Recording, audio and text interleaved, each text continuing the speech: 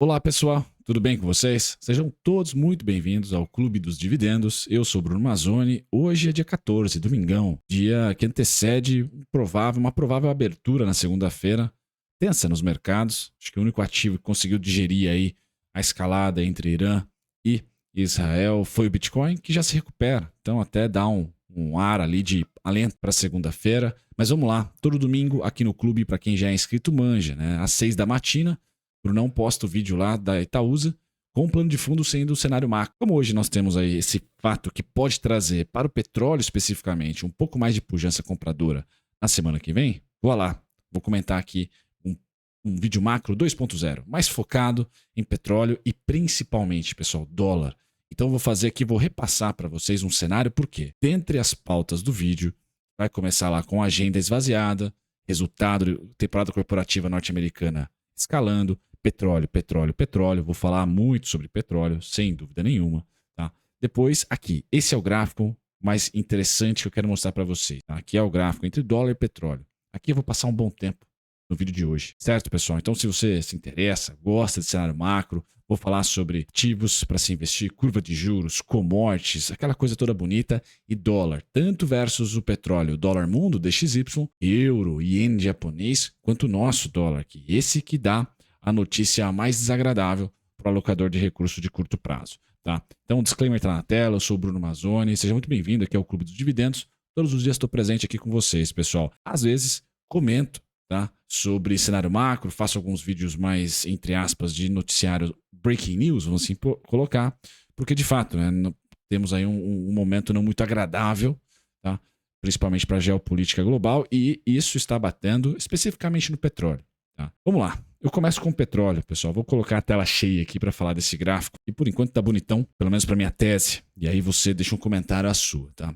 Primeiro, vou falar minha tese. Pessoal, o petróleo para mim é para baixo, não é para cima. E o conflito vai desescalar e não escalar. Esse é o que o Bruno acha. Ponto final. E eu vou trazer para vocês como principal plano de fundo e recomendação, tá? Quando o assunto é geopolítica, pessoal, quem eu consumo é esse podcast aqui, tá? É 0800 Cognitive Dissidents.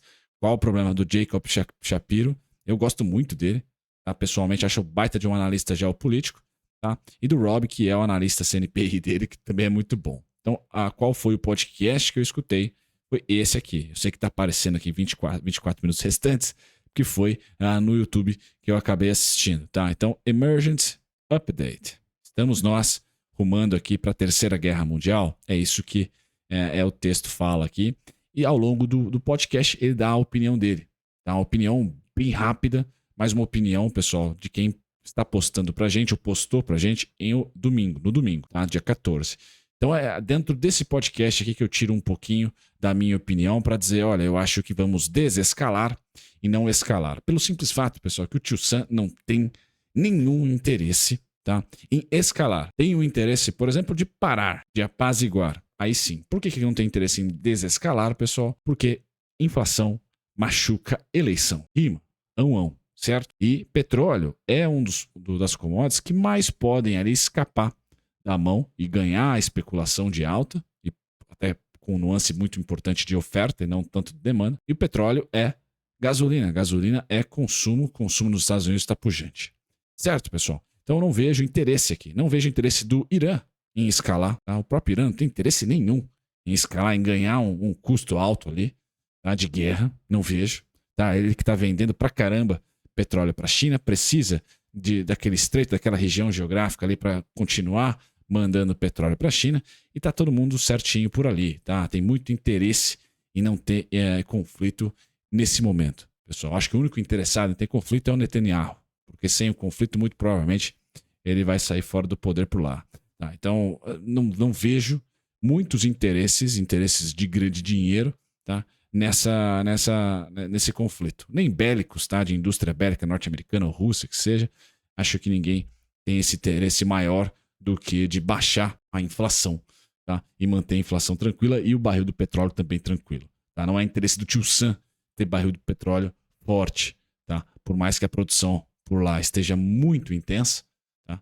Nesse momento, qualquer trimestre de inflação alta bate, tá, em um resultado eleitoral, por exemplo. Beleza, pessoal? Então, petróleo tá em máximas, fechou sexta-feira em máximas, não negocia final de semana, hoje, domingo, que depois das 9 da noite começa a negociar na Ásia, mas aqui não. Então, esse cara aqui só vai nos dar um grande sinal de como digeriu os drones iranianos na segundona, tá? Segundona aqui. E aí eu trago para vocês, tá, essa parte vermelhinha, como o 96,90, os 95,58, como boas regiões aí de resistência para o petróleo e uma simetria razoável para o petróleo voltar a ceder.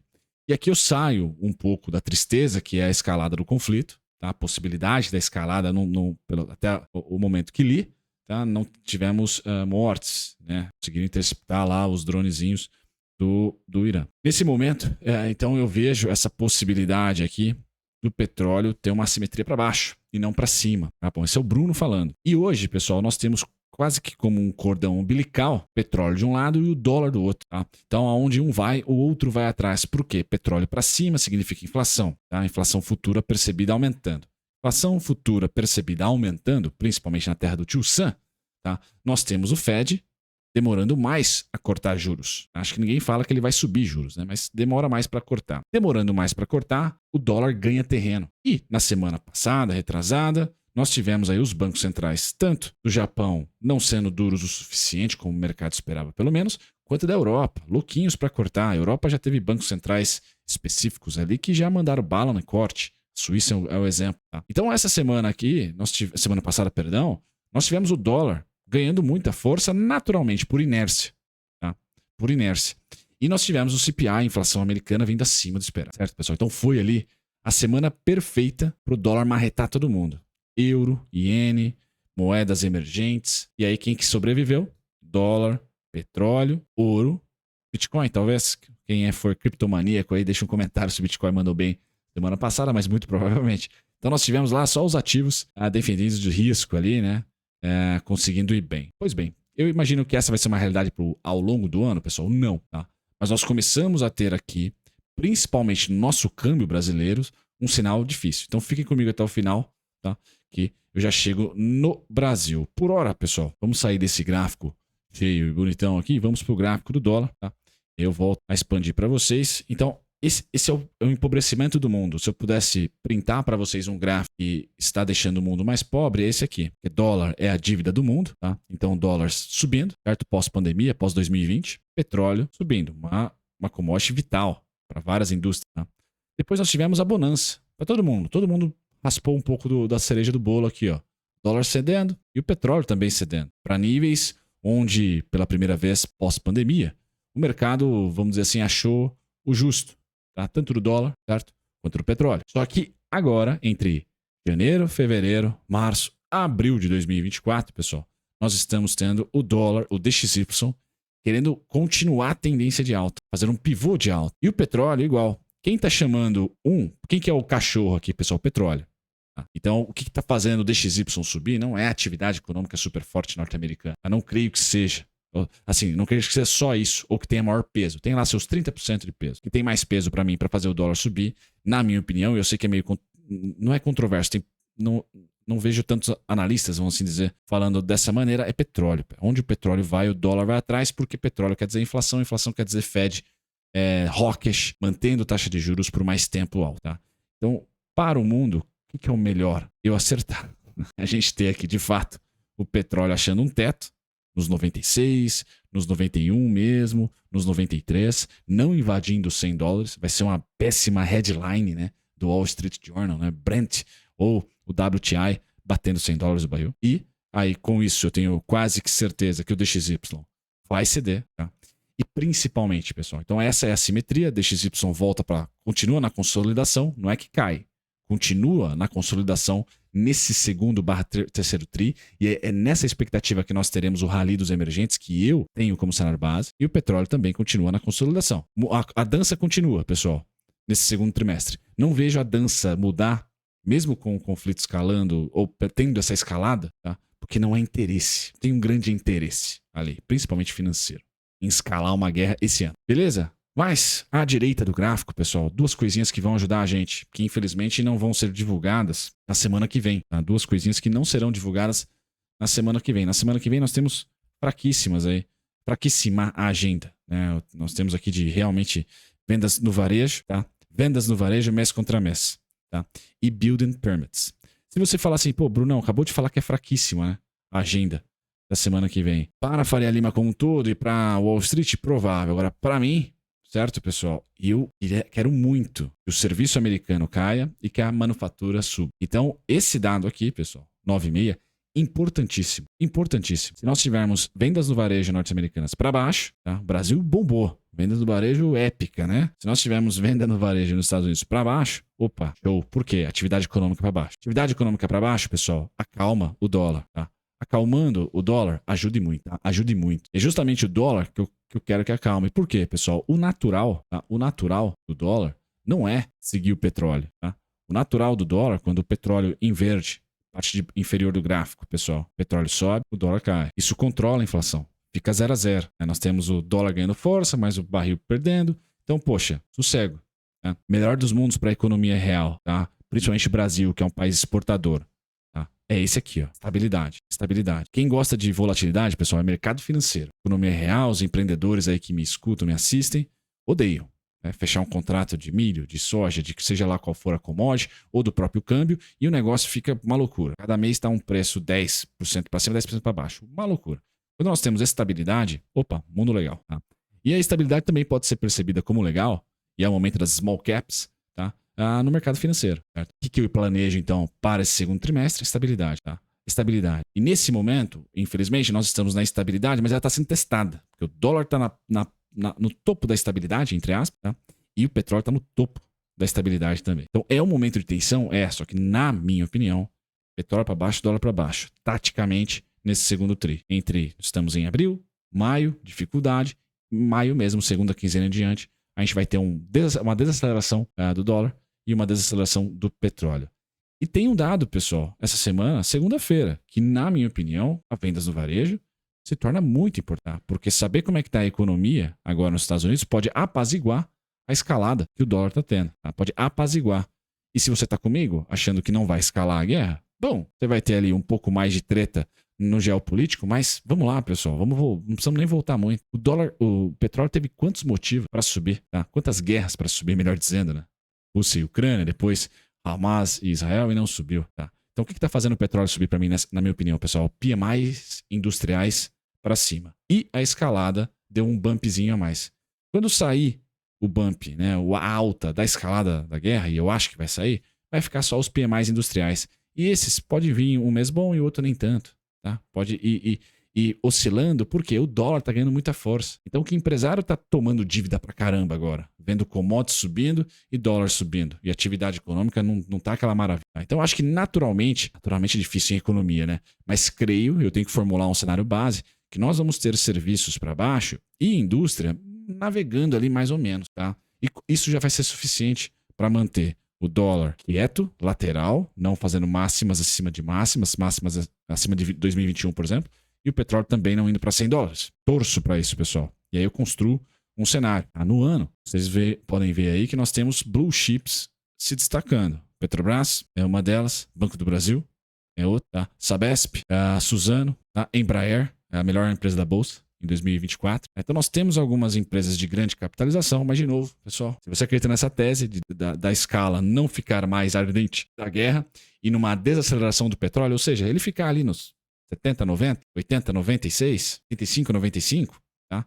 Ou seja, não bater $100, vamos colocar $100 como tivemos um pepino muito grande, tá? Isso posto, pessoal, small caps são oportunidades. Se não, se você acredita na escalada, tá aqui, Petrobras na veia. Petrobras vai acabar sendo a empresa que, mais uma vez, vai renovar máxima histórica. Por incrível que pareça, seria legal. Se a Petrobras lateralizar, pessoal, quer dizer que o petróleo deu uma acalmada. E isso vai fazer a bolsa subir. Por incrível que pareça, vai fazer o restante do Ibovespa subir. Porque nesse momento, dólar e petróleo sobem juntos, o que é ótimo para as exportadoras. E aqui está a sua tese de que se você acha que vamos escalar no conflito geopolítico, show, pessoal. É Suzano, é Petrobras. Não muito vale, que está conectada a uma tese que está enfraquecida. Construção civil na China. A China parece que está migrando do consumo de minério bruto ali mais para cobre e também de consumo e menos manufatura. É uma tese, acho que, diferente. tá? Mas todas as outras commodities estão indo muito bem. Cobre, petróleo, ouro. Tá? Você vai para esse tipo de trade, esse tipo de investimento nesse momento, tá? Esse tipo de investimento. Agora, se você acha que estamos desescalando, vamos diminuir as tensões e não aumentar, a grande oportunidade, pessoal, tá para variar nos juros. Nos juros, mas principalmente nos emergentes. Nem tanto nos juros americanos. Os juros americanos pode abrir por mais um tempo, principalmente por causa da temporada corporativa vir acima do esperado. Agora, os emergentes, pessoal, de fato, não temos muito para onde ir, entendeu? Tá? Então, nossos juros, o que vai acontecer? Lateralizar também, só que nós estamos no topo dessa lateralização. Então, voltar para a base da lateralização já é uma rentabilidade muito maior aí para a sua small cap do que CDI, PCA, etc. Estou falando de 15, 20, 30% que uma small cap pode subir só com a curva fechando novamente lá para os seus 9,75, tá?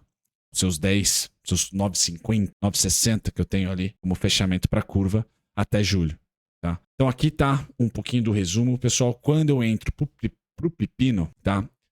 Depois que eu falei aqui das small caps, já vou falar do Ibovespa, vou deixar o Ibovespa no final, pessoal. Então small caps, se você tem a tese de que vamos desescalar, tá? Qual que é o movimento que a small cap deve fazer, seu Trig 11, o seu Small 11? Tá te dando oportunidade de comprar barato, certo? Para fazer isso aqui. Bom, você tá com um cenário parecido com o meu. Agora, se você tá com um cenário oposto, pessoal, creio que não tem muito para onde ir a sua small cap para baixo. Então é você metrificar ali qual é o fundo histórico e tal, etc. Por um juros ali voltando aos seus patamares de 11,5, 12,5, a curva de juros, que é um patamar que já visitamos anteriormente, né?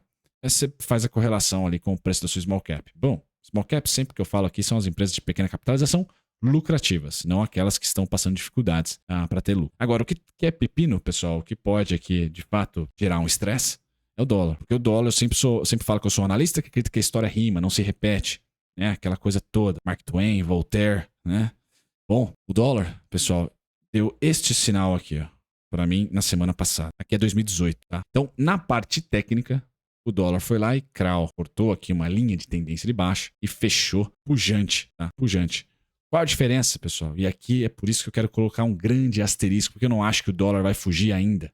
Temos uma chance para segurar o câmbio, porque esse é um gráfico mensal. Nós podemos ter um mês terminando igual esse aqui, ó. Foi um baita de um mês do dólar voando, e aí, pum, encontrou venda e terminou na dúvida. Respeitando, né, uma linha de tendência de baixa, para quem gosta aí de análise gráfica, etc. Respeitando aí uma certa declividade dos preços. Então, o mês de abril, pessoal, para nós emergentes e para tese de investimento, acelere small caps ou vou para a velha economia junto com renda fixa, essa renda fixa sendo IPCA, por favor, porque se você vai para a velha economia, você está apostando em inflação e aí você põe um pouquinho em ações que se beneficiam de inflação, câmbio e commodities para cima e você pega IPCAs aí, porque você vai acreditar que em algum momento os índices vão voltar a subir, tá? Então, esse é o momento de você acelerar esses dois ativos, classes de ativos. Você acredita que, de fato, o dólar vai mandar a bala para cima. Agora, se não, você acha que não, que mantém a dança do último trimestre do ano passado, dólar para baixo, estável,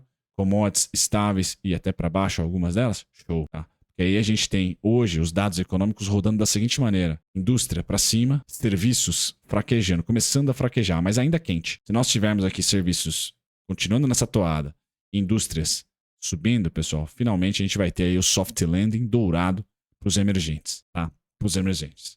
A gente precisa de uma inflação vir benigna nos Estados Unidos, sem dúvida. Mas o que vai liderar o dado de inflação? Vendas no varejo, pessoal. Porque é serviços que está pegando na inflação americana. Então amanhã é vendas no varejo importantíssimo nos Estados Unidos. Para segurar esse cara. E se você tem o cenário que ele vai virar uma cauda, esse corpo azulzão que vai virar uma cauda igual esse aqui, pessoal, é o momento de você apostar no fechamento dos juros e não na abertura do mesmo. Tá? Agora, a história se repete, pessoal, e aí eu tenho que ser sincero. Bom, o sinal dado é de 2018 por enquanto. Se fecharmos o mês de abril acima dos 5,20, 5,10 mesmo, aí a barata voou, na minha opinião. Então a gente já vai ter aqui o dólar em um cenário de 2018. Tá? E confesso que tanto a simetria por tempo como a de preço, quanto tempo ele ficou lateralizado, quanto caiu, tá? E quanto ele caiu, estão rimando. Então a gente tem bastante condição técnica, tá? Comportamental, vamos assim dizer, dos ciclos, tá? Indicando que esse cara é para cima e não para baixo. Tá, pessoal? E aí a gente pode ter sim bolsa para cima e dólar para cima. Tá? A gente pode ter sim bolsa para cima, dólar para cima. Certo, pessoal? Market breadth do Ibovespa tem ainda um fôlego para ceder, e é por isso que eu deixei o Ibov no final. Tá? Se amanhã vendas no varejo, pessoal, atividade econômica americana vir forte, aí realmente a gente vai ceder. Tem tudo para ceder, certo? Então, 9h30 amanhã pode bater na nossa bolsa. Aqui está um pouco defasado dia 8, né? Mas eu ainda acho que o market breadth cede. E quando a gente vai para o gráfico do Ibovespa, com todo esse terremoto, pessoal, falta de fluxo, etc., o Ibovespa praticamente não se mexeu de fevereiro para cá. Tá? Então tá no mês, o mês de abril aí vai ser muito provável o mês que a gente vai mergulhar entre os 124.500, 125.300, se não me engano, 123.400, 121.256. Então é essa perspectiva que, se eu tiver certo com curva de juros e com a movimentação do petróleo e dólar, é isso aqui que a gente vai fazer. Cede para depois subir, tá? E aí, nesse momento, então, para finalizar para vocês, pessoal, eu tô 50-50. Porque tá atraente pra caramba IPCA+.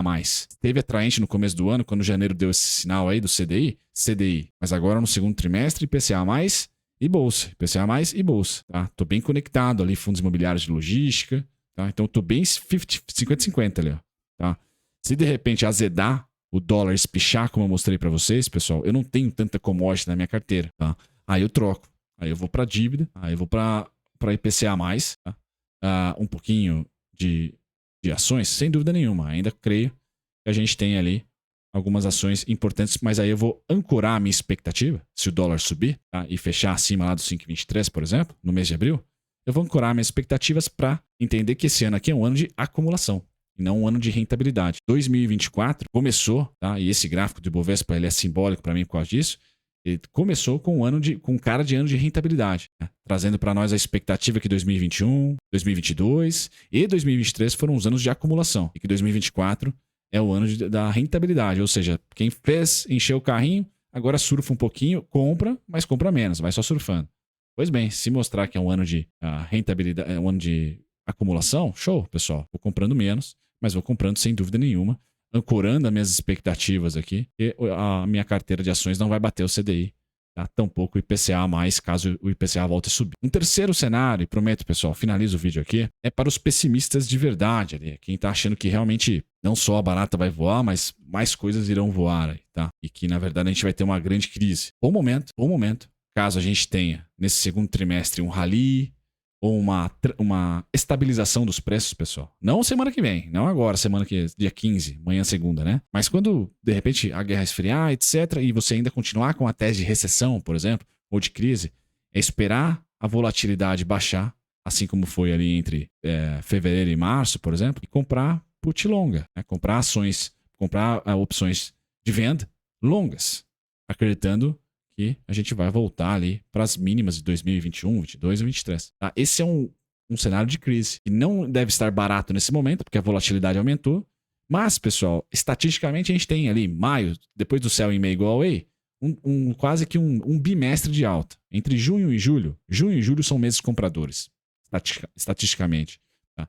Então, se de repente a gente subir de fato entre junho e julho, você pode aproveitar uma volatilidade de subida ou uma volatilidade mais lateral para mandar bala e comprar seguro barato, postando aí numa queda, um vencimento para 2026, 27, não sei se nós temos em BOVA11 liquidez para 27 já, mas com certeza para 26 ou 25, 2025 longo, né, lá no segundo semestre, você pode comprar puts nesse cenário mais pessimista. Certo, pessoal? Vídeo longo, é sempre muito difícil, né, para mim aqui, como eu não tenho roteiro, né, conseguir construir para vocês uma ideia conjunta, né, ó, vai para esse ativo, essa linha de raciocínio vai te levar para esse ativo, depois para aquele outro, tá? Então, eu tentei fazer isso, né, mostrando para vocês aí um pouquinho dos gráficos de dólar, petróleo, etc. Mas ainda assim é complexo. Então, quem tiver tempo, manda bala, assista de novo o vídeo. E se você quiser saber sobre geopolítica, eu realmente... E algumas teses de investimentos também, tá? Eu realmente recomendo esse podcast aqui, mas você tem que ter afinidade com a língua do Tio Sam, porque é em inglês, não é em português. No mais, pessoal, grande abraço. Finalizo o vídeo aqui com a tela final. A gente se vê no próximo conteúdo. Tchau, tchau.